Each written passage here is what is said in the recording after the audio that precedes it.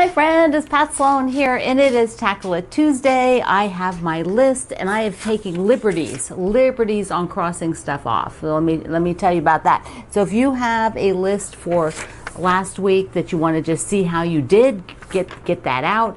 Make a new list for this week. I don't know if you like to just write on the bottom half. You know, I'm super frugal, so I might just turn it over and make my new list on the back side. That's how I roll. So how do I go? How'd I do? This is where I'm taking liberties. I have the binding on. I am going to hand stitch it because I do find that I enjoy that for these little ones. I just find that they look a little bit better. This is kind of the size where I probably could have got away with doing it by machine, but I did it I'm going to do it by hand. I do want to show you a little clip about picking the thread to quilt this. I'm trying to decide which green to use, and what's very, very interesting is that these are two really different greens, and if they were pieces of fabric where you would have big chunks, you know, like wider than this, you would really think maybe it would probably be more obvious which one, like maybe the olive. But this bluey also looks good with the fabric, but when you come down to a single thread, it totally changes. Can you see them? Here is the olive, and here is the blue one, and they basically are both perfect. I could go with either one. They're the darker range, but I think I'm going to go with the olive. I think that's what I'm going to do. Okay. So let's see how that looks. I'm just going to hold it here, let it focus. I think you can see, yeah, looks really good. And then the backing, here is the backing that I got in the mail from one of our friends. Isn't that sweet? It's just like a little surprise on the back, right? Looks so good. So I just have to get that done. Now, I did not quilt anything in here. Being that it's a wall hanging, I decided that it would be fine. The issue would be like it poofing out, but I did that stabilizer on the back, and this cloth, the Ada cloth that I work on, is pretty firm, and so I think for the wall hanging that's fine, so I don't have to do any kind of quilting on that guy. All right, so we got that one on the list. The other one on the list was the baby quilt, and the binding is on. Yes, the binding's on the baby quilt. I want to show you the thread on that one as well, and take a look. Here we go. I want to show you that you do not have to have an absolutely perfect match on thread, because thread is so thin, like I mentioned before. The color isn't as dense as like a great big piece of fabric, and so I've got a lighter pink and then a more dusty pink here, and I put the lighter pink, and you can see it. It pops forward because lights tend to pop forward, but I thought the dusty pink might work really, really well, and it does. It works really, really well, and I am going to be doing a straight stitch to put the binding on. So that's pretty much what the line will look like, and I'm happy with that. I'm going to stitch it and show it to you, see what it looks like. But this is a way that you don't have to have a zillion colors, but you can always find probably something that'll match really well. I want to talk about not being afraid to try things. When you have a machine, something like my Baby Lock, here's the lid, something like the Solaris, where it has a lot of high-end features, one of them being tension control, pressure control. I do put the binding on the first step here, like this, with the walking foot, and this is the walking foot for my Solaris.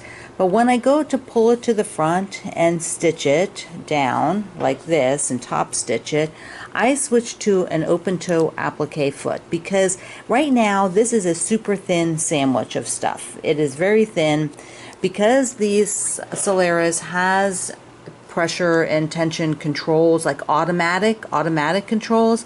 It will adjust and let me use this smaller foot. There are open toe feet for this one, but when it's the closed one here, I can't see, and I cannot find. I am sure I had an open toe foot for this walking foot, but I can't find it. Someday I'll either have to go buy a new one or whatever, but I just found that I could go ahead and switch to this since I don't have an open toe, and I can really easily see what I'm doing. My vision is not blocked whatsoever with the open toe foot. But try stuff. Don't just, do whatever somebody's told you will work. Do a test and see what your machine is really capable of doing. Let's look at the color. I will hold it there a second to be sure that it got a focus on it, but you can see how really great that is. It matches totally fine. This particular fabric here that I use for the binding is a Benatex. It's one of their basics. It's kind of modeled, so it's not like a solid, which I really like. It gives that little bit of movement. Okay, let's see it all finished up. Finished up for baby Violet. It will get a wash in the machine. Let me go back. So there we go. There we go. And the back again. So if you don't remember, and I did that one section, remember, with all the leftovers. So super cute. Let me talk to you about the label, because a bunch of you took my challenge and you did labels. You did labels and you shared that you did labels. I'm so excited for you to have kind of done something for yourself that makes it easier, hopefully. A bunch of you also decided to do like I am and have a tin for labels, or a container, so that you went and got everything. You got the pens, you got the printed labels that may have been in your bin of fabrics, and you made some extra labels. And they don't have to be fancy. Every label doesn't have to be fancy. It is actually what you write on it that's important, not how it looks, at least to me. I'm a documenter. I worked in software development for 20 years. And one of my key things was documenting, because who knows what somebody did to the software.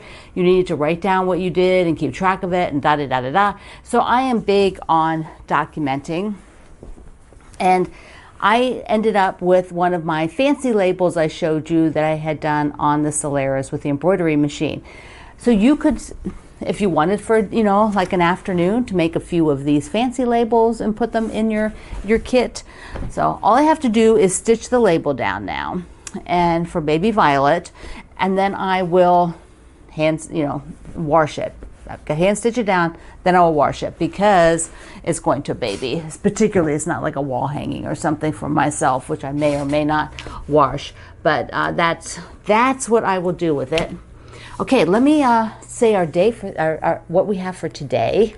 It is Tulip Day, and this is I put tulips, I think, on a few other things, but this is kind of my tulip quilt, and I had that hanging. You saw it in the videos where I had it hanging in my studio here at February and March, I think, and April, something like that. And it's in one of my books, so I will link that in the description box below. But it is Tulip Day, so if you have a quilt with tulips on, which I think a lot of you probably do, share that over at Facebook at the Quilt Along with Pat Sloan group. If you're in my fireside chat group, which is the smaller community, you can also share there the projects we are doing together, not your other projects. If you're doing something with somebody else, you can put that in the main group. But if you're doing my projects, you can show it in the fireside chat group, it's a nice group just for us here at YouTube, so that we can talk about things that we discuss here on YouTube that the people who aren't watching me here don't have any clue about. So so be sure you're at both the regular Quilt Along with Pat Sloan and Pat Sloan's fireside chat. Now we're going to talk about the mini muffins, but before we do that, I had a little sweet mail. So this came from Sonia in Texas. Look how pretty that is. Look how pretty. And oh my gosh, polka dot scissors, red polka dot scissors. Sonia, you just spoiled me. Plus, these are point protectors that go on the end of, they might go, it says embroidery scissors, yeah. So, I mean, a lot of times these point protectors first came out, they were just for knitting needles, but now they make them that'll fit the scissors. So this is fantastic. I love it. Thank you, thank you, thank you. And then, did I tell you she was from Texas? Right, yeah. I think I told you that. couldn't reach there. I put everything too far back. This is from April in Pennsylvania. Oh my gosh, this card cracked me up. Cracked me up. Is this not a quilter's getaway? A quilter's girlfriends, absolutely. Or quilter's getaway of the quilt group, yeah. So cool.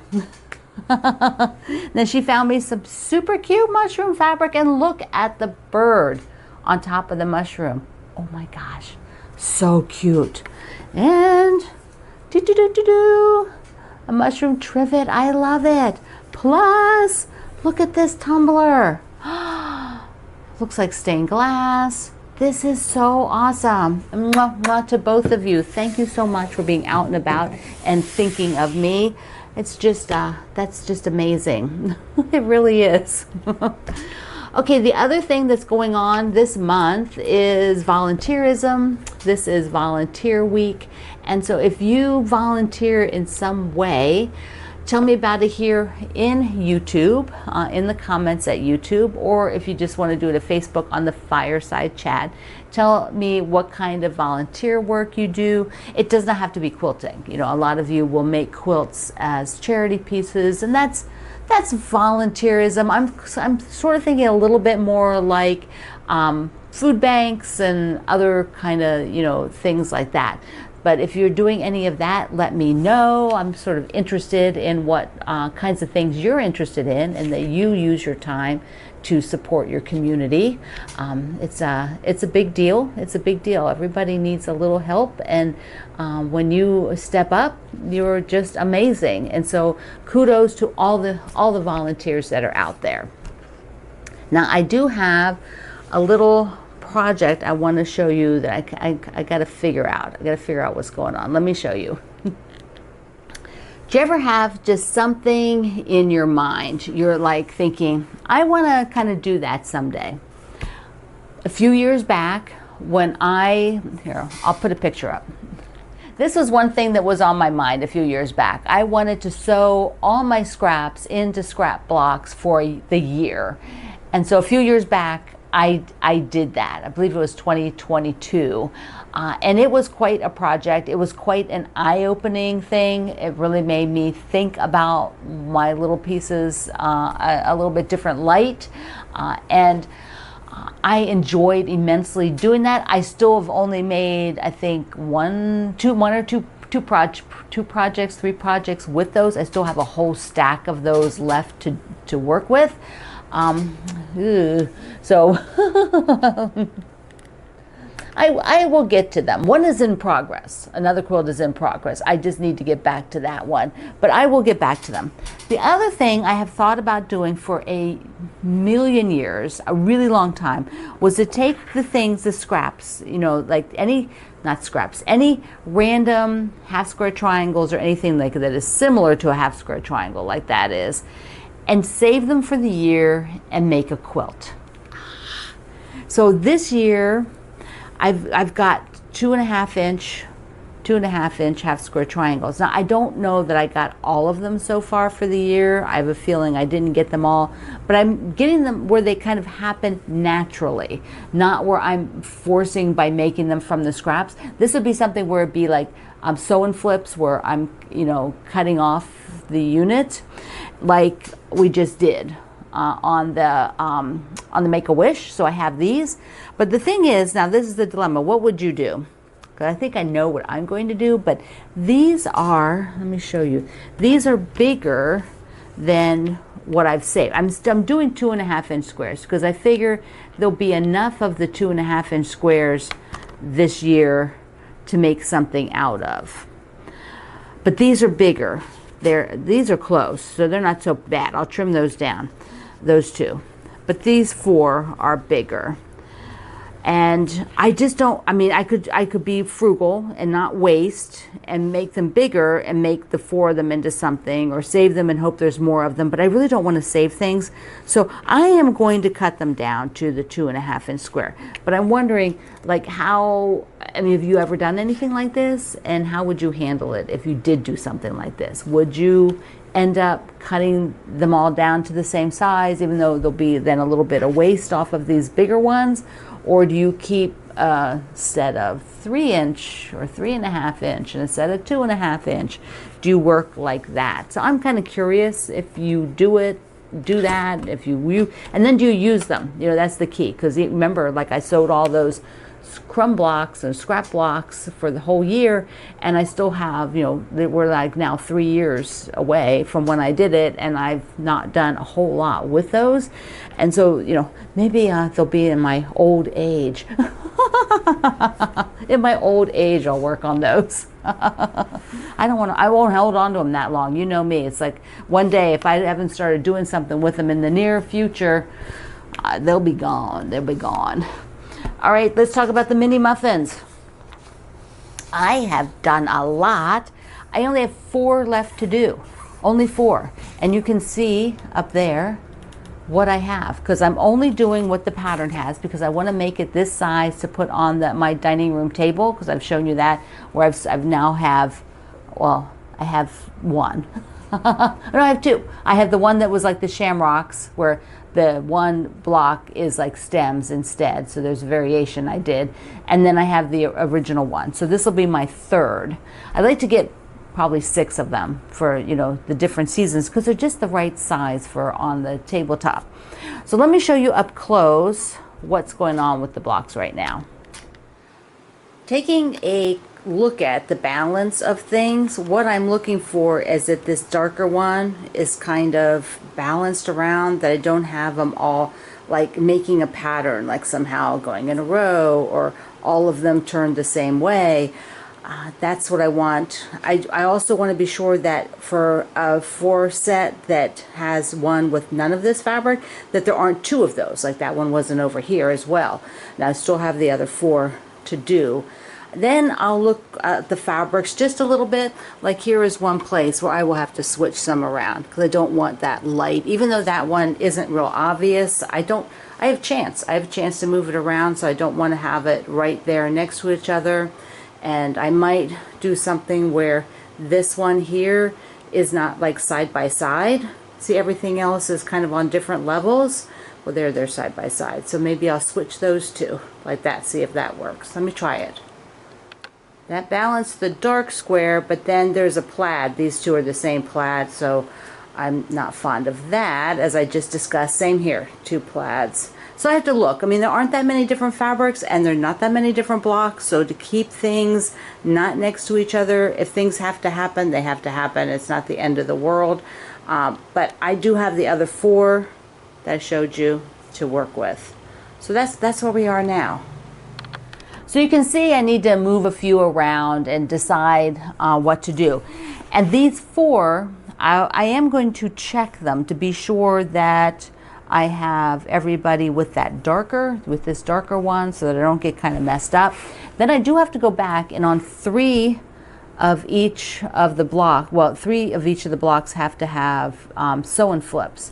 Now these sew-and flips are going to be smaller than my 2.5-inch squares. That's just, you know, because these are 2.5-inch squares. So the sew-and flips are just a little shy. They're just a little under. So they end up being like, you trim to like a 2-inch. So I don't know. That's going to be a lot of them. I might do like a coaster, you know, like a mug rug out of what's left from these. But I have them actually grouped. I don't know why I was doing that day.